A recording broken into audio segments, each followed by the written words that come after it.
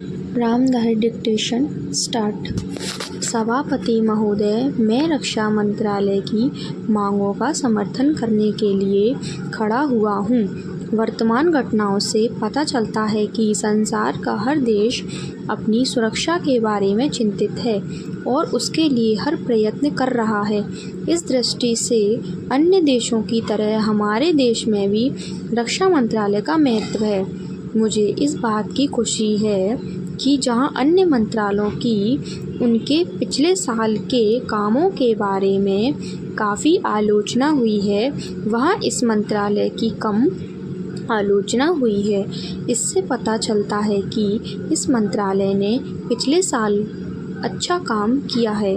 मोटे तौर पर किसी भी देश की सुरक्षा नीति का लक्ष्य यह होता है कि दूसरे देशों, खास तौर से पड़ोसी देशों के साथ मित्रता के संबंध स्थापित हों और हम एक दूसरे के मामलों में हस्तक्षेप न करें। लेकिन इसके साथ यह भी ज़रूरी होता है कि हम अपने देश के सीमाओं और अखंडता की रक्षा करें। इसलिए हमारे देश का यह कर्तव्य हो जाता है कि हम अपने पड़ोसियों के कार्यों पर पूरी नज़र रखें, क्योंकि आज तक हमारे देश पर जो संकट आए हैं वे हमारे पड़ोसी से आए हैं। 1965 में पाकिस्तान के साथ जो लड़ाई हुई और उसके बाद ताशकंद में जो समझौता हुआ वह सिर्फ कागज़ पर ही रहा। पाकिस्तान ने उस पर कोई अमल नहीं किया। इस दृष्टि से बहुत ज़रूरी है कि हम अपने देश की सुरक्षा की हर तरह से व्यवस्था करें।